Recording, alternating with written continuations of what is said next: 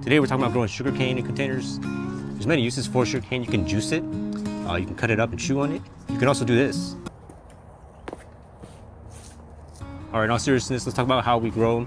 Sugarcane is a grass, and you know how well we grow grass around here. But like grass, it's a plant that spreads very easily once it's established. And it's also something that's easy to propagate. So that's kind of the step one. You need to go get yourself a sugarcane. There's multiple sources. Some of the Asian markets sell them. Etsy has quite a few. They have some more unique varieties like Buddha belly. There's some different interesting varieties out there. What I did was ask my mango growing friend Richard to get me some of his. So it went kind of like this. I called him, I was like, hey Rich, can I get some sugarcane cuttings from you? And he said, mango? But anyway, once you get your stick, you can go ahead and bury it in the ground, and eventually it'll root out, and then it'll start growing shoots out, or canes. Since we're growing them in containers, we can't fit it in there sideways. So what you do is you cut it back here into this node. This is where all the party happens, where all the edible part is. And in between this section, I cut this part out, and then I buried it, and I waited a month. And eventually this will root out. I started in the wintertime, and it took about 2 months to see any growth. I did dig it out about a month in to see what it looked like, and there was a little bit of roots for me. In terms of potting soil, I'm a firm believer in a mineral-based soil. I believe that organic material in the root zone is the main problem with all container mixes, and that you should be using more of a mineral-based soil with sand, pumice, perlite, this type of things. Peat moss is also fine. This is not to say that compost in itself is bad. In nature, compost is totally necessary, but you want to keep it on top and not in the container, because that's the main cause of root rot. I have a full video of that in the description if you want to learn about more. Okay, as far as container sizes, you want to go as big as you're comfortable with, because these things will keep growing and they'll keep spreading and they'll fill up the container and you'll get more and more canes, right? But as far as the minimum container size, I have this in a 1 gallon, surprisingly. And this was the container that I had rooted cutting in the first place. I'd wanted to go up to a 5 gallon. That was my plan. Basically, I left this under my misting system, and I went out of town for about 2 months, and I came back and it was like 8 feet tall. And I figured, let's just see how long this will work. And let's see if it's possible to get the whole harvest from a 1 gallon. But definitely bigger is better. It'll last you longer, and the plant will probably get more of the nutrition that it needs. So growing conditions, it likes full sun. It take a lot of water. If you're using a small container like me, you just need to water more frequently, but it can handle it. So fertilize all my plants the same. I use Osmocote Plus when I plant it, and I use organics. You want to have something that has the biology in there, and some mycorrhiza helps too. But that's how I kickstart all the plants. So when you're growing these in containers, they get really tall. So you do need to be careful of the wind. Because they can't easily tip it over, like, the wind's picking up now. So you need to be conscious of like where you're putting it. Maybe a heavier soil mix would be good with this, something with more sand.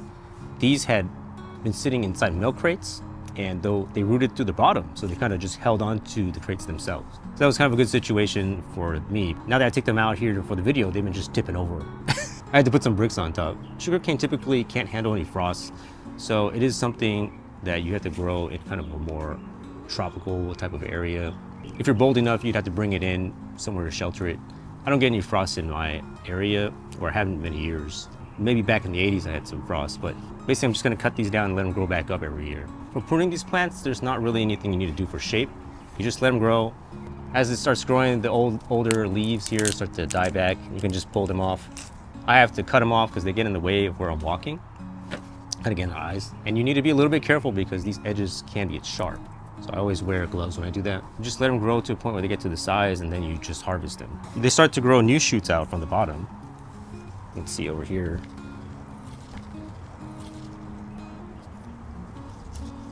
And that'll be next year's growth or whatnot.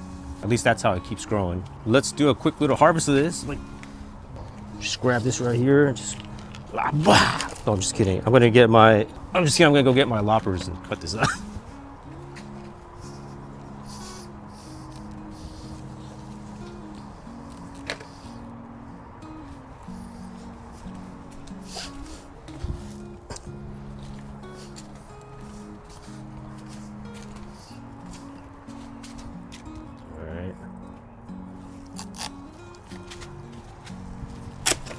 There you go.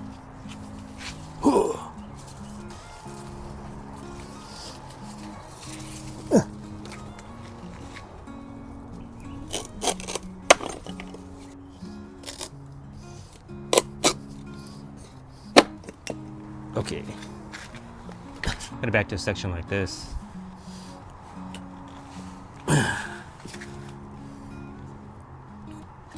Alright. Not gonna lie, I'm pretty excited about this. First time I had sugarcane, my mom had brought it home. And I said, what are we supposed to do with these sticks? She's like, sugarcane, you eat it. And I was like, oh, that's weird. I was a kid back then. First, you peel out the outer layer, and you can just chew on the stuff inside. And then my mom cut a piece, and I was chewing on it. I was like, oh, this is delicious. And I kept chewing on it more and more. And then I asked her, what am I supposed to do with this now? She's just supposed to eat it. You just spit it out. I was like, oh, okay. But I do remember that tastes very well. And also, I'm just gonna split in half. And also, sugarcane juice is hard to beat on like a hot summer day. We used to have a place near my house called Big Daddy Cane, but went out of business.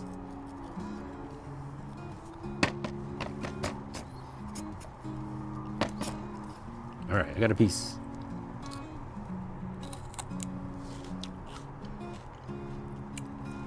That's very sweet.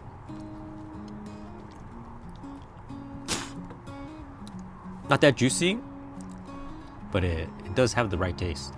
So it can be done in a 1 gallon container.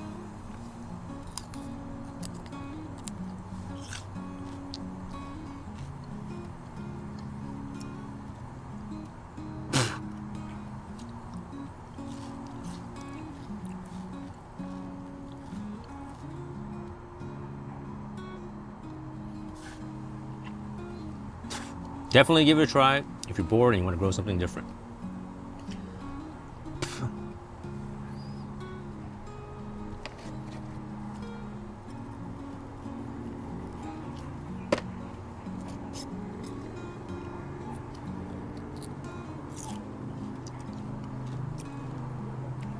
And make sure you watch my video on drip irrigation if you don't want to bother watering it in that 1 gallon container.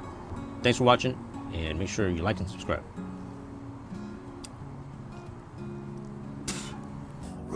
Gone wild, that's what they call me. I'm the man with a plan, growing naturally. From the dirt to the table, it's a beautiful sight. Yeah, it grows gone wild, we're living it right.